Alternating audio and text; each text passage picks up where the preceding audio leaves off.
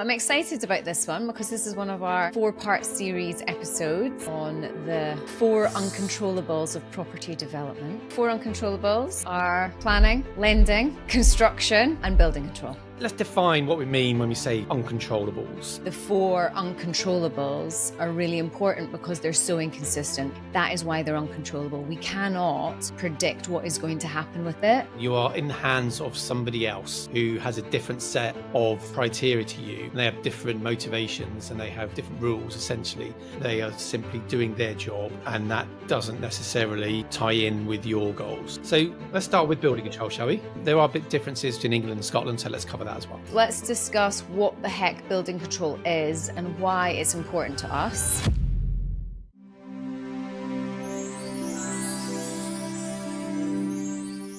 Building wealth through property isn't about chasing big deals and paydays. It's about owning assets that make money for you consistently. But figuring it all out on your own, that's where most people get stuck. That's why we created this Property Life membership. It's everything we wish we had when we started. Expert guidance, real-world case studies, and a private community of investors actually doing deals, not just talking about them. So you could spend years trying to piece it all together yourself, or you could plug into a system that's already working for our community. Check out our membership page at This Property Life. Everything you need to know is right there. Success is a team sport. Come join in. Hi, and welcome to This Property Life, the podcast that talks all things property, where we go deep into some personal experiences and kind of give you the warts and all story of what's really behind successful property investors, the journey that we all go on, the good and the bad. And today I'm delighted to be joined by my other half, partner in crime and everything else, Caroline. So welcome today, Caroline. It's been a while, isn't it? It has been a while. We have been a little bit preoccupied, shall we say. But I'm excited about this one because this is one of our 4-part series episodes on the 4 uncontrollables of property development. Heads up before we start the show. This Property Life is more than just a brilliant podcast. We are also a thriving network community. We meet online every single week with different property experts and in real life every single quarter to share war stories and insider tips. And the best bit is you can get this absolutely free for 2 months.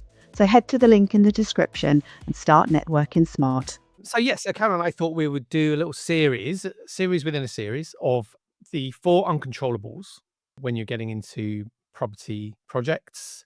I would guess mainly probably bigger projects where you are needing planning and you are needing builder control input, things like that. So look out for the coming series over the next few weeks. So the 4 uncontrollables are planning, lending, construction, builders, and building control. Those are our 4. So over the next few weeks, we'll be covering all of those topics and we'll be relating our own personal experience of our latest projects of 3 John's Place townhouse in Edinburgh. Yeah. And so we'll be keeping it real. We'll be telling you the ins and outs, the good, the bad. It's been quite a journey, isn't it? Really challenging. But I think, we've had experience of building control in England. We've had experience of building control in Scotland on multiple projects, and no experience has been the same. And I think that is why the 4 uncontrollables are really important because they're so inconsistent. Planning's inconsistent, the lending's inconsistent, building control are inconsistent. That is why they're uncontrollable. We cannot predict what is going to happen with it. And when there is a lack of control, that's our risk point. So I think this 4 series is really important to help us try and mitigate the risk as much as possible, even in environments where really those are our challenges. Those are like the humps in the road that you're traveling on. And, no development is risk-free. And if we know what our 4 risk points are and we can overcome them one at a time, then at least that you're making progress along the way. Yeah, If you like. Yeah, I mean, let's define what we mean when we say uncontrollables. I think that's important for anyone listening. What do we mean when we say, these are uncontrollables? Well, they're inconsistent and they are decisions being made by a body or actions being carried out by Sometimes an individual or a group of people, or there might be a policy change or a law change. I'm thinking about lending. I mean, their criteria changes all the time. So everything with the inconsistency means it's unpredictable. And therefore, we have no control over understanding what is likely to happen. We can have A little bit of influence, maybe. yeah, you can have a worst case scenario, a best case scenario, and one in the middle. But until you're actually knee deep into it, or even up to your nose deep in it, you actually don't know what's going to happen. That is the element of this, because I'm a bit of a control freak, that I find really challenging, because you might purchase a property knowing exactly who your lenders are going to be, and by the time it comes to you putting a spade in the ground, that lender's criteria has changed, and therefore the lending's no longer there. That is real. That's happened to us numerous times. In fact, I now just expect that. Planning, I mean, geez, like, at best case, it's 9 months, right? Best case. I think that depends. It depends where you are, Yeah. because I've heard good stories about planning. But I think what we mean when we talk about uncontrollables, we mean you are in the hands of somebody else who has a different set of criteria to you, and they have different motivations, and they have different rules, essentially. So when you go into a bigger project, you do have to accept that there are elements involved that you have literally zero control over. It's a different mindset as well. I think the mindset, because we're very commercial and about the money element of it. When you talk about the council with the planning or building control, that is not even a consideration for them. Like, they don't care. They have a completely different set of motivations, and so they're not invested in any way in you or your project. They are simply doing their job, and that doesn't necessarily tie in with your goals. So that's what we mean when we talk about uncontrollables. You go in open, eyes open to the fact that you will be dealing with people that are not invested in your project like you are, and you have to understand how that may play out. So let's start with building control, shall we? Well, today's episode is about building control. Yeah. Yeah, today's episode about building controls. Let's go with that. There are big differences between England and Scotland, so let's cover that as well. Okay, so let's discuss what the heck building control is and why it's important to us. It's not just a process we have to go through from a property investor's point of view with our property investor's hat on. We need a completion certificate in order to get lending, Yeah, right? I mean, So, let's break it down further. So in terms of, for anyone starting out, maybe, I think, first thing you need to be aware of is that building control and planning are two very different things dealt with by two completely separate and unrelated departments. So planning is one thing.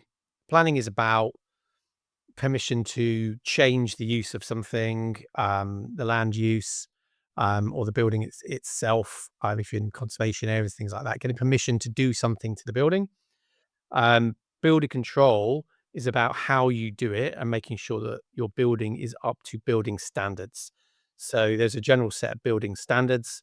You must build things in a certain way, and it is very, very detailed. And so builder control, they will be involved in your project, and they will make sure that you have built things to the right standards.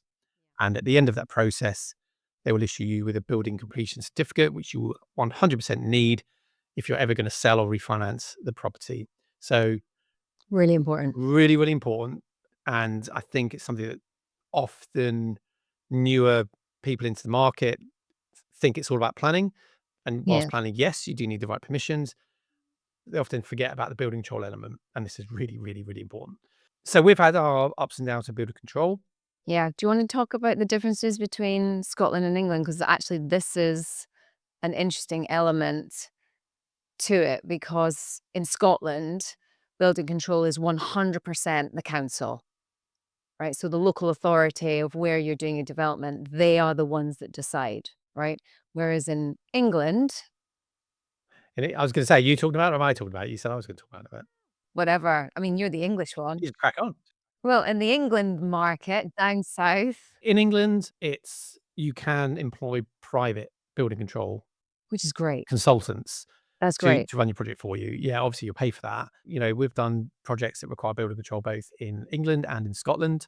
In England, it's my experience anyway, has been much more of a seamless process because you're employing Yeah. you're paying them, you're paying a consultant to do that work for you. And therefore they're on your team. Yeah, they're kinda, like, working for you, they're working with you. They're, like, trying to get to the end goal so that everything works for you. So they will take ownership of that element of the project. So they Yeah, will make sure that they're on site to make, they will liaise directly with your contractor, and they will understand the project timeline, and they will make sure they're on site seeing all the important stuff. yeah. And they will, say, for example, if you're sorting out drainage, they will know when that's happening, and that consultant will come on site, and they will check while it's going on that it's being done correctly, and they will take the photographs of it and document it. And at the end of that process, they will have everything they need throughout the project, and then they will liaise with the council to get your building completion certificate. So whilst our experience of doing that down south has been quite pretty good. Yeah, there's always obstacles to overcome, but the difference is they're on your team, and they will work for you, and they will make sure that they get things. Things will flag up that they will deal with, and they will make sure that get done correctly. So when we did, for example, there's an example when we did one of our HMOs in Birmingham, there was an issue with building over a sewer, and the building control officer flagged it up straight away, and it was something that I'd missed. I didn't know, but they had looked at the site plans and saw there was a sewer running behind the garden where we were going to build over, and they dealt with all of that, and they dealt with liaising with the water company to get everything done correctly. Yeah, there were some challenges, but it all got done whilst it was happening. In Scotland, Oh my god, if that had happened in Scotland, you would have been yeah, there we would have been there for months and months and months because the Scottish Water Board would have just taken their sweet old time and yeah. I think that's a big challenge, your utilities, connecting your utilities and coordinating and making sure that everything is exactly where it should be at the same time. That is what really holds projects up. the big difference in Scotland is that you cannot employ private contractors to do the building control element. It is all done and monitored by the council. So here's the thing though, they don't really want to monitor. In our experience of building control in Scotland, they don't really want to come and visit site. They want you to do all the hard work and provide all the information for them. And so if you're confident that you can do that and it's nothing too complex, then they would be quite comfortable with you getting your building warrant, then building that to warrant and showing all the photographs and then putting in for completion. Maybe we should talk about the process of actually how this all works with building control, right? Well, just because you're very Scottish based, and we've done both, so a lot of people won't understand what is a building warrant. Yeah. So let's Yeah. define Yeah. that. So, Well, let's go I back. yeah, so let's just backtrack a little bit.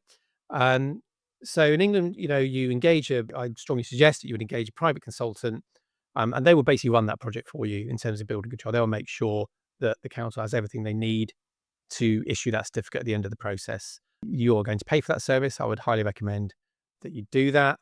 You do have the option of going direct to the council, but you're losing that element of control over that process. In Scotland, it's a little bit different, isn't it? So when you get your planning permission in Scotland, You basically have to wait until you have the planning before you then apply for your building warrant, right? so a building warrant is Well, it's where you put all your detailed drawings of the plans that have been approved and how you're going to build it. So the makeup of the walls, the makeup of the insulation, the fire strategy reports, everything to do with the drainage and ventilation, and you name it, everything that's going to be making up that building so that it is safe for the occupants would go into the warrant. And then the building control look at it and say, actually, we want you to have more insulation, or we want more drainage access points, or we want an extra disabled toilet, or we want an extra kitchen. They try and make the building up to building standards, which are British and it's all standards. about British building standards. And here's where it comes in quite interesting. British building standards is not always in line with, say, listed building or with fire. So, you might have a building control officer saying, well, we want you to have a certain lock on the front door. And the fire engineer might be like, well, actually, to be fire compliant, you need this kind of lock on the door. And so they have to kind of battle it out on what lock you put on the door.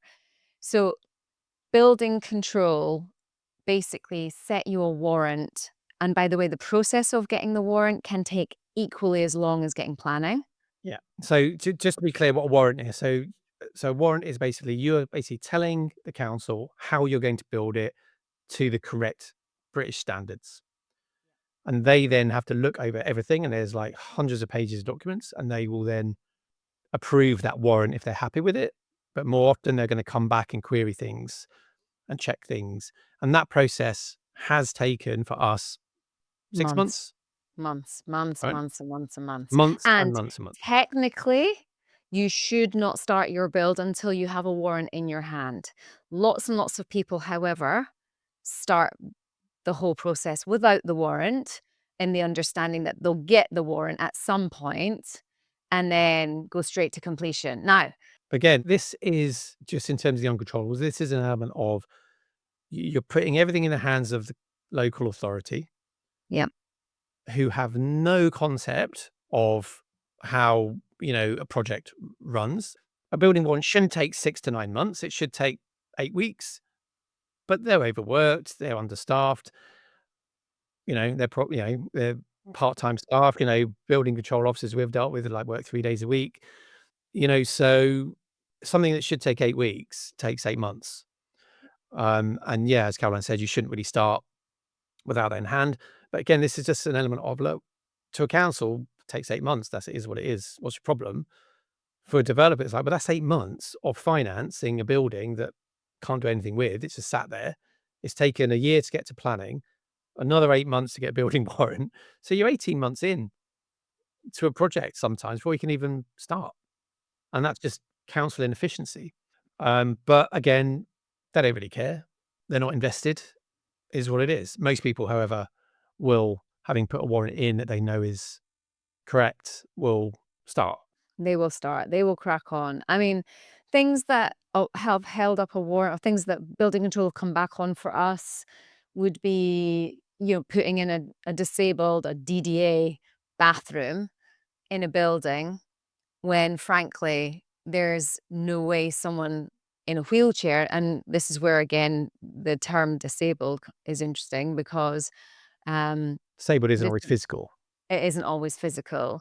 So they wanted us in Stafford Street to put in a disabled bathroom in the basement, which had steps up to the front door and then obviously narrow, windy steps down to the basement.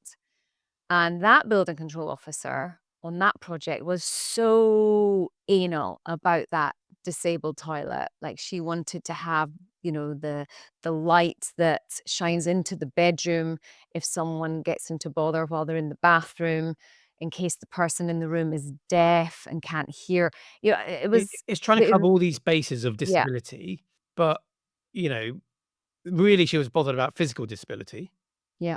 It didn't fit with the fact that this was a 250-year-old townhouse with steps up, steps down, an old building that on the other hand, you've got historic Scotland. You say you can't do anything with that building. It's a historical monument, don't do anything. Well, this is the thing. No, you've got to change it and make sure you put this bathroom in for wheelchair users. How's a wheelchair user get into it? This is the crazy thing, right? So you've got 3 parties there. You've got planning, then you've got listed building, and you've got building control, all basically not saying the same stuff, even though they're all on the same side. Well, they have their own agenda. So Historic Scotland want to preserve the building. Brilliant. Yeah, on the surface of it, great, get that. Planning, you've got to look at what is planning policy and is what you're doing in line with planning policy, but with their own like agendas and other stuff going on, which we'll get onto in a minute. Well, we get onto the planning when we talk about that one. Then you've got building control, which is, have you built everything to British standards, the current British standards? Now, bearing in mind, current British standards are mainly designed for new builds, right? Now, a 250-year-old building, you can't make it like a new build because it's not, right?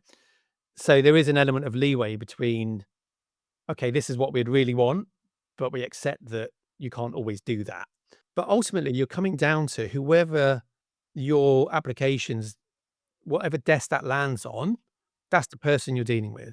And that person has certain amounts of, I guess, leeway in terms of how they interpret that and what they want you to do. So uncontrollable, I don't know who the officer is going to be.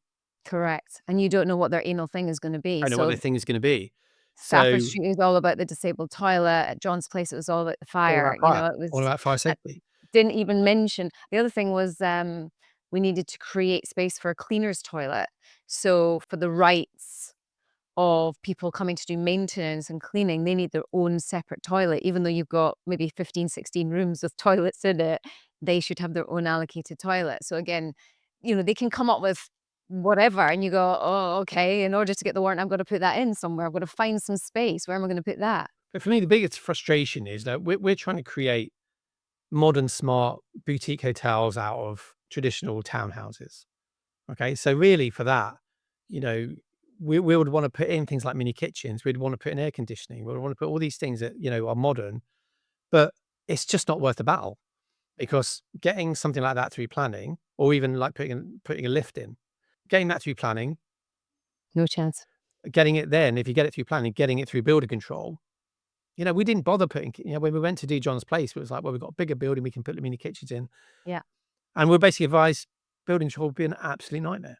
Well, it was more just like the minute you bring in more chances of fire, which is cooking food, you've got two factors there, not just fire, but ventilation. Yeah. You've got to have serious ventilation to get this, the cooking smells and fumes and all of that out of the building. And if it's an old listed building, you can't be bashing it to pieces. Yeah. It's just You can't do it. It's like, well, putting air conditioning in, it's just not worth the fight or the battle, to try and get all that through. So let's talk a little bit about the challenges we have with John's Place in terms of builder control. So I think the warrant took, what, 8 months? Yeah, warrant took ages. It got snagged up in, I don't know, someone's desk, just not getting to it. Again, they're overworked, underpaid, understaffed, And they work care 3 factor, days a week. 3 days a week, right? And then you've got newbies, and then you've got super senior guys, and everything in between. And I think the key difference for me is that they're not on your side.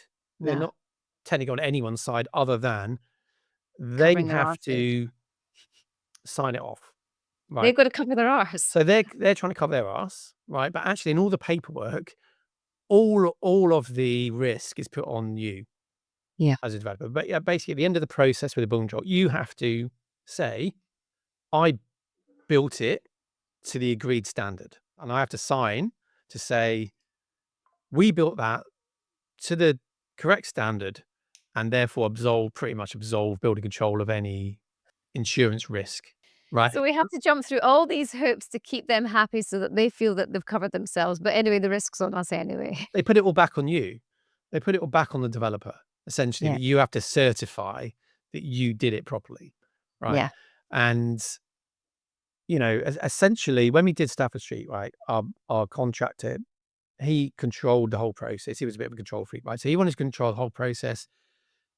He knew what he was doing with builder control. Yeah. They had issues around certain things, but he took hundreds of photos. He said that what we're going to do is we're going to take photos of absolutely everything. And then you basically send it all to them in one go and go, there's 300 photos. There's all the certificates. We did it properly. And they'll look at it and go, that's overwhelming. Yeah, fine. Right. And Yeah. that's pretty much what happened. We had a builder control officer that came out She only came out at the end, didn't she? twice. She came out twice towards the end, but Yeah. her sticking points were the disabled toilet, but then the mist system. She wanted to have us prove that we had enough flow, pressure from the mains to support the sprinkler system. So we had to cut a water pipe again. I remember, Alec, the builder, was raging to put That flow meter on. the flow meter on to show the pressure, the bars that we had coming from there, and that satisfied her. Yeah. I think in Um, between Stafford Street and John's Place, there was an incident in Scotland where there was a fire in a hotel. no, it wasn't a hotel, it was a block of Block of flats, flats. which made it even more mental Yeah. because they then are like, "Right," bit like Grenfell, like, "That's it, we're gonna just clamp down on absolutely everything." And so the mist system that we had at Stafford Street was fantastic. We didn't need a tank. We chose it because we didn't need the tank, 'cause we didn't have the space for it. And as long as we could demonstrate that we had enough pressure from the mains, we're all good. John's Place, oh my goodness, we have on Warrant a mist system, but as far as our fire engineer is concerned, is a mist system needs a tank, and no mist system in Scotland or anywhere in the UK has been fitted with a tank specifically just for the mist. So for anyone that's not sure, so, when we're looking at a building like what they call a high risk building, which is like a block of flats where people live, or a big HMO, or a hotel where people stay overnight, anywhere where people stay overnight is kind of designated a high risk building. So commercial where offices is lower risk, but hotel is high risk because people stay overnight. So anywhere where is the case, it's now all about fire safety, which is a good thing. Yeah, we're not Yeah, trying to no. say that's not a good thing. It is a really good Yeah, thing, no. right? But there are several solutions here, so, that are kind of like almost over engineered to Yeah. solve a problem.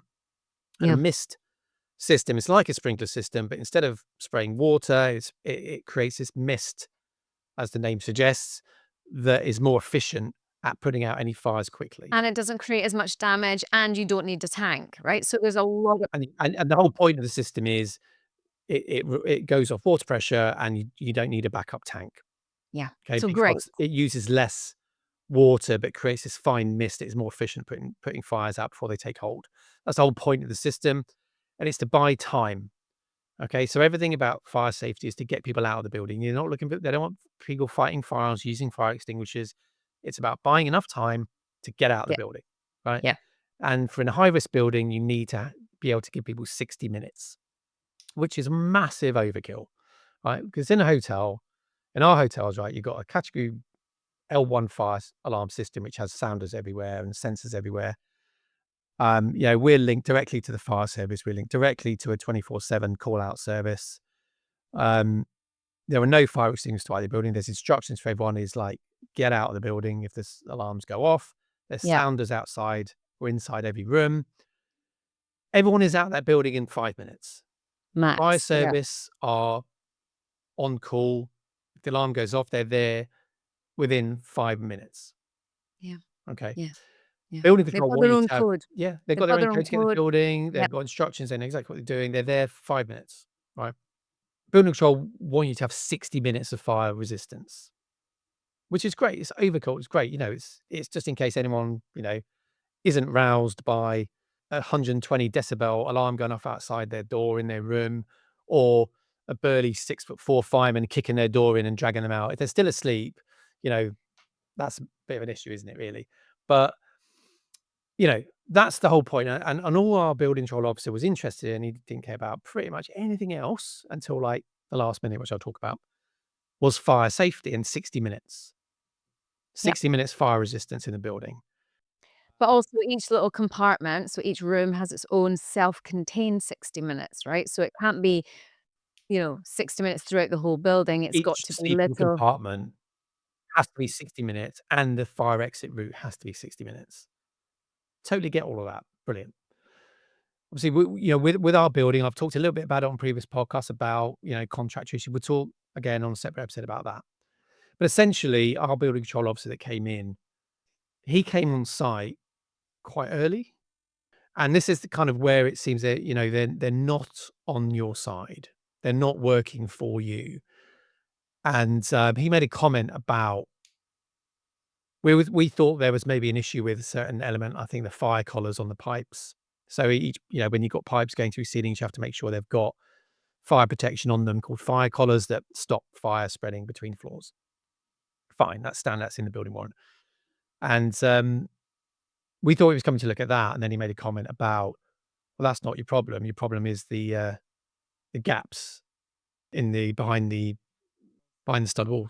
He talked about voids behind the stud wall. Now, bear in mind, he'd already been there, having seen the stud walls being built, made no comment, nothing on his notes, and then came back to just inspect the fire collars that we were rectifying, and he was like, "Don't even want to see them. This is your issue." It was like 2 months after he'd been there the first time, right? Correct. 2 months after, so it's the end of April, and all the walls are built, plastered, and finished, And he's like, nah, you've got voids, and I'm worried about an electrical fire behind the walls, and so you are screwed, basically. Now, this is something you could have flagged up 2 months before, Yeah, he could have. Yep. right? Didn't. At that time, that would have been a pretty easy fix. Yep. Yeah. Now, to be fair, the contractor should have been onto this from the very beginning, right? But this is However, where there's a lot of debate, right? Because bear in mind, I was on site yeah, the whole time, and many, many, many joiners who'd been in the trades like 20, 30 years were like, that's exactly how we would build it. That's how you do build it. Like, what's he talking about? What's his issue?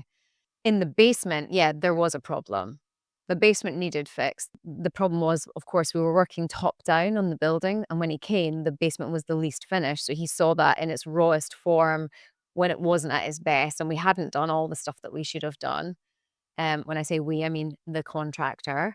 And so he just assumed what he saw in the basement was throughout the whole building. And that's what bit us in the butt big time.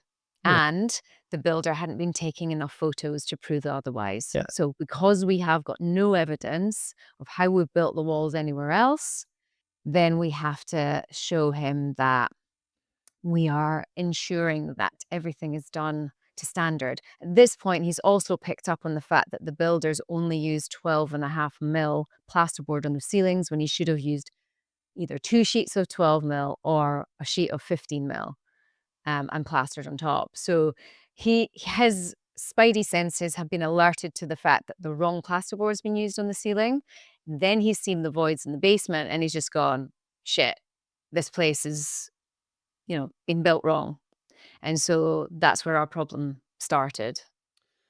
yeah. And, also, we want a fire safe building, but once he was alerted to potential issues, then it became a massive problem really, really, really quickly. And it was all about that. I said he wasn't really interested in anything else other than the 60-minute. He just kept talking about 60-minute fire safety. He got his teeth into us big time, and we were on the back foot because, frankly, by this point, we'd sacked the contractor because he wasn't doing a good job, and we Well, he made key mistakes like that. And that, we'll talk about that in a bit more depth on the episode around contractors, how to avoid those kind of problems. But essentially, we now had a building control officer who was now on our case and was making assumptions that were, I think, in some cases incorrect. He made an assumption about the size of timbers that we'd use, and he was now going super detailed. here's the other thing about building control, they will not tell you how to fix No. it. And that's the key difference, I think, That is between using a massive. private person and the council. The council, and he said on numerous occasions, it's not my job to tell you what to do. What Correct. you need to do is come back to me with how you're going to sort this out. Yep. And because what I need is certified 60-minute fire resistance. That's pretty much all he was saying. So now we were like, well, how do we certify it? Because everything was about certifying to manufacturer's standards. So he'd reference like the plasterboard and say, this has, whatever you do has to be done to their standard. But their standards are all about new builds. Correct. Metal frames. It's all about metal frames and new builds. Now, so when you're doing an older building, you're like, well, how do we build something to new build standard when it's an old building?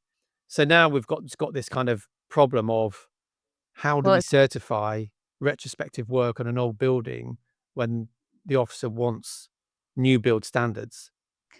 this is called remedial work, right? Because work's being done, as Yeah. far as building control are concerned, it's not being done to standard, and so we have to do remedial work to get it up to standard, but you can't certify remedial work. So we're stuck. We're like, shizzle sticks, this is not good. At this point, we've already overpaid a builder that's done the wrong job, and we've got no photos up to this point in the project. Yeah. So just pause on that. On the photo side of it, I say that right at the beginning of the process, you basically have to tell building control who is going to be responsible for documenting the build process. Now, that should always be the contractor, right? Most contractors would always take that on, and they'll say it's part of their job to document everything because they know they're the ones that have to show building control what they're doing, and they have to get the sign off at the end in the building control certificate. That is their job. Okay. Our contractors seem to forget that element of it. Well, no, he just kept saying that he'd got loads of photos. Yeah, yeah, yeah, yeah, I've got them, I've got them, I've got them. Send them, send them, send them, send them. our architect, who was like banging our heads against the wall, was just like, send me them, send me them, send me them. And this is, these are the red flags, right? That we're gathering pace. But anyway, back to the how Yeah. do we solve So this? I'd So said in England, your private contractor will do all of that. They'll yeah, know that that's part of their role to document it, and they'll document it. They'll be directly in contact with your contractor, and they will be the ones saying to your contractor, "Show me the photos of this. Make sure you take yeah, photos of that." yeah. Yeah, so they'll And be then on it. we Ins probably, in hindsight, what could we have done? You're not getting any payment. You're not getting the payment until we've got the photos. Yeah. There's loads we could go, but we'll go back and talk about contractor management. Um, but on the building control side of it, look, just be aware they're not on your side, right? So they're not gonna tell you what to do and how to fix it. They're not gonna say, "If you do this, that's fine." Yeah, They they no. they go, "Okay, you haven't built to the warrant. You now need to go back and tell us what you're doing differently, and we have to then amend the warrant, and then we can sign it off. But we can only amend the warrant if you've got this certification, blah, blah, blah, blah, blah." So, and this took quite a lot for us all to really understand. And there was a bit of back and forth with the building control guy because he just wouldn't say, if you do this, that's okay. Yeah, he was. Just Yeah. no. He was no, that's not my job. So we then had to get heads together with our architect and then we had to, we got a fire consultant on board who would produce a report, would then satisfy building control with what we've done. And, and that was major. It was a major part of the process. Major. Another additional expense, obviously, of getting a fire consultant on board. And, he would eventually produce this report that did eventually satisfy building control. But I mean, the back and forth on it, it took months. So the amount of work to rectify, it meant cutting into the finished walls, cutting into the finished ceilings, putting 15 mil plasterboard to the brick. In some cases, we had to chip away original walls to get to the brick, photograph every single step of the way, get that signed off by the fire engineer, All the who way then the fire would write the engineer report. is saying this is massive overkill. I mean, he's literally talking about Yeah, a fire starting from an electrical point behind a stud wall. which is very The low risk. electricians are like, "That's like so rare that would ever even happen." Yep. Modern electrics are just doesn't really happen. Well, And the you can't trip. say it could never happen because No. there are faulty, wiring that could potentially happen, but it's so unlikely. And then with all the other mitigation we've got, mist system, alarm system, but But the building control were just like, "Look, no, I need not 60 gonna, minutes.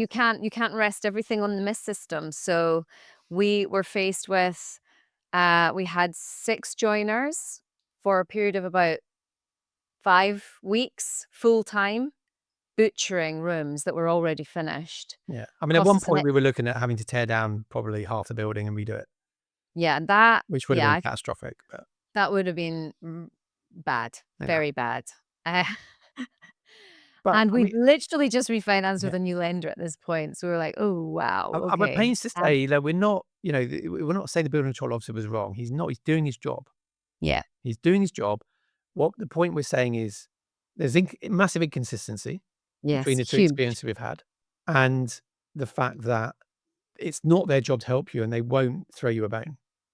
They won't say do that, and that's fine.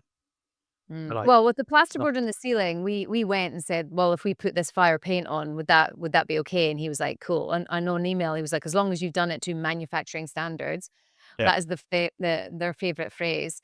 Then, of course, then the ceilings were taken yeah, care of. So we butchered the building, did all that. Carlos, our fire engineer, was going to certify it all. So we were thinking, great, we're home and dry, we're good. We started pulling together all the photographs of the remedial work that we'd carried out. I mean, it took 5 weeks and 100 grand of labor and materials to do this work to satisfy building control. And it's a non-negotiable, right? So we did it all. Report was getting submitted, and we showed him some of the photographs, and he misinterpreted at least 3 of them, um, and thought that we'd used the wrong ceiling joists, so the wrong joist thickness to hold up the ceilings. And now we were faced with another drama, and he sent the email at, like, 6 o'clock on a We Friday we night. dropped it on a Friday night at 6 o'clock when we thought we'd put everything in to satisfy. Drop this email in, just like, "Nah, what? I'm not happy You've with used the this. wrong It looks timbers." like you yeah, looks like you've used the wrong ceilings. I want to satisfy this, that, and the other. That weekend was a very It uncomfortable was weekend it was for us. a dark place. We were in a dark place, so we didn't sleep a wink, But and we were he just also pointed out, he said, "Oh, the screw pattern you've used is wrong as well."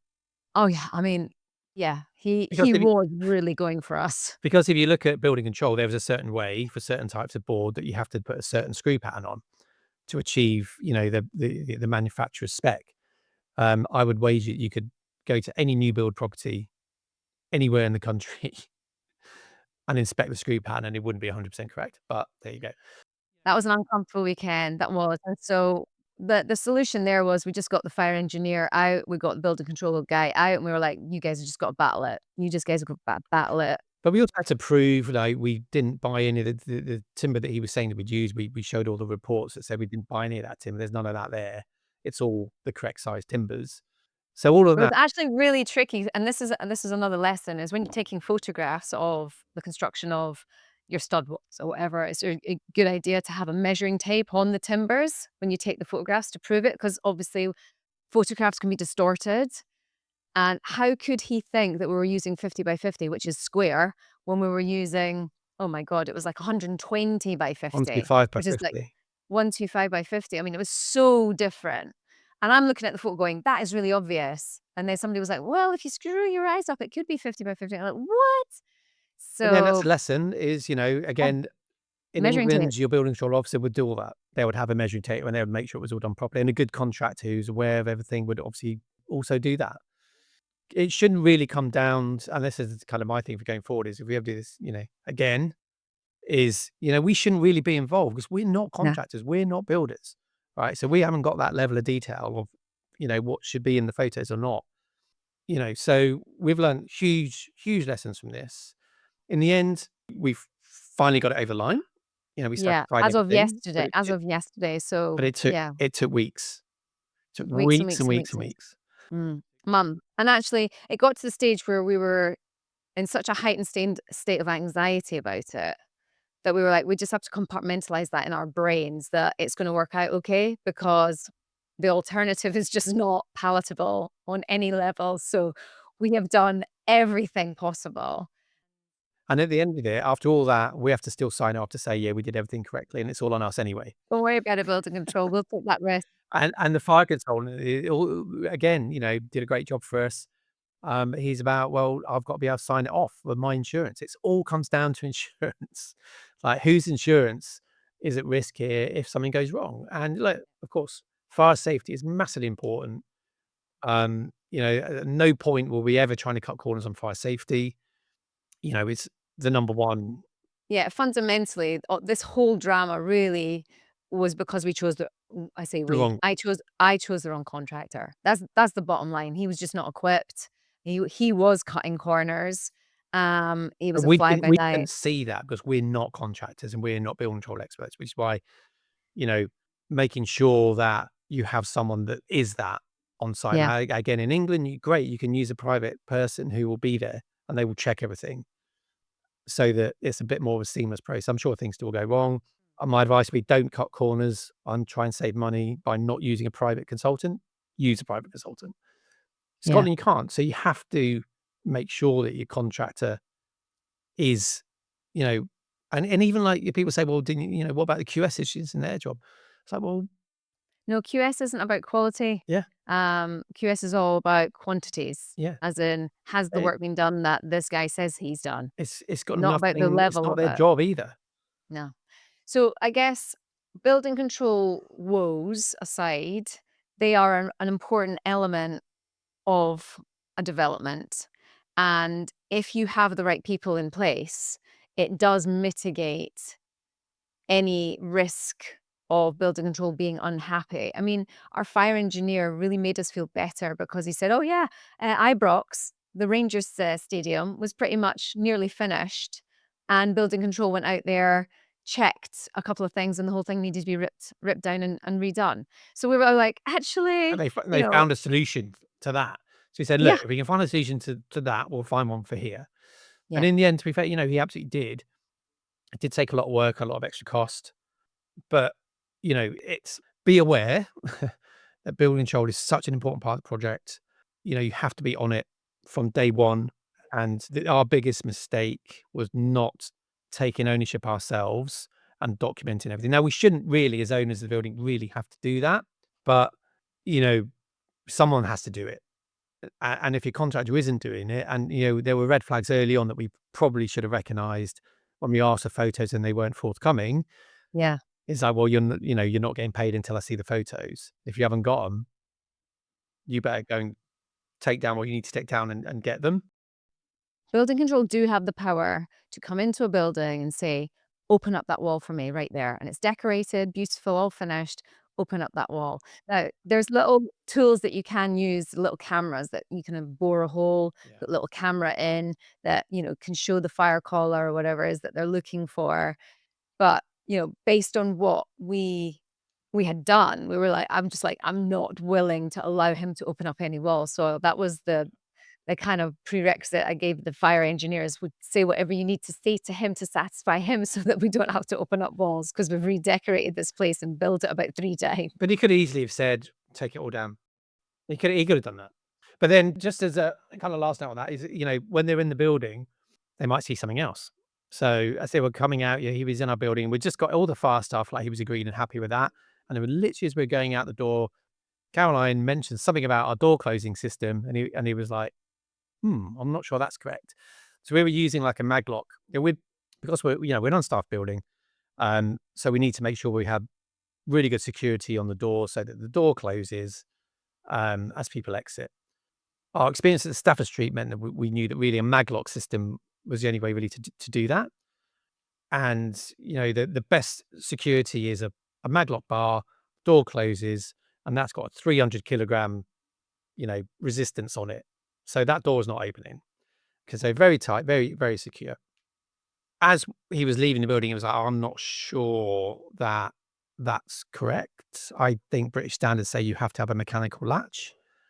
And we were like, but that's not as good Yep, because a and the mechanical fire latch, engineer the fire engineer is was like, like, what? Doesn't yeah. make sense. So this is where the whole building Yeah. standards and fire suddenly So, were yeah. clashing. So he was saying, I don't think that's correct because I think you have to have a mechanical latch so people can turn the latch to get out in the case of fire. We're like, well, what's the difference? Because in a fire situation, when the alarm goes off, it cuts the power to the maglock and it opens. So it's safer, right? Because it's open. And in the event of a fire and a power cut, the maglock opens. It opens, right? But at the very least, there's an exit door. There's a button on the door, emergency exit, press the button, open. And there's also an emergency one that cuts all the power immediately to the maglock, right? The break glass to exit thing. Cuts the power. Maglock disabled, the door opens, right? But he went back and he said, I'm going to go check it out because he didn't know. And he went back and quoted back a British standards thing about, we're like, that's wrong. And our fire officer was like, it's wrong, but what do you want to do? So we're like, well, we'll just stick a latch on it then. So that's what we did. It's like, that's kind of that fight. It's wrong and it's less safe and less secure, but you want a latch? Fine, we'll put a latch on. The other thing is when they're on site, do not offer any information. Just be zip Yeah, it, yeah. Which say nothing. is difficult for you. Really hard for me, really hard. But the fire engineer was like, no, when they ask you a question, you say, would you like my opinion? Or what was it? Would you like my opinion or would you like my advice or something like that? Or do you want the engineering measurements? He does Yeah. specific engineering measurements So he said, for yeah, fire. don't offer anything. If there's a question, it's like, would you like me to go and do all the measurements and provide a report, or would you like my opinion? Yes, that's it. That was it. Right. So again, my advice would be engage all the people that you need to get this done so that you don't have to do and you don't have to think of everything. So future projects would 100% have a fire consultant from day one. Well, we did Well, in fact, we anyway. did. Actually, we did. He We did. Yeah, We did. he was on board from the Yeah, beginning. yeah, He put in the fire strategy report right for the warrant. So he knew the building. He'd done the yeah. report already. He was just coming along to rescue us. Most of the time, building control don't want to come. They don't really need to come and see it, right? Yeah. They just want to know, have you built it to warrant? Can you prove it? Fine, right? So the proving is in the photos and the videos. So, it's our advice would be make sure that you know from the very, very beginning who's in charge of taking the photos and videos, and make sure you see them. Well, the Make sure you contractor. see them. It's always the Should be the bloody contractor, but you need to make contractor. sure that's actually happening, because otherwise you end up with the situation like we had, which has been, let's say, a very steep learning curve.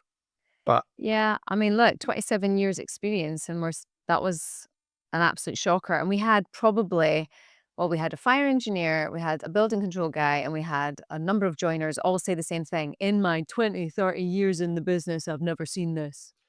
I And we're mean, like, what? how many times we heard that? It's just like, We've never seen this before. And I'm like, oh, of course, it that doesn't would matter. happen to us. The building control officer is the one's going to, sign it off. So if that's what they Yep. want, that's what they want. You have to find a way to make them happy. So yeah, building control, be aware of how important it is.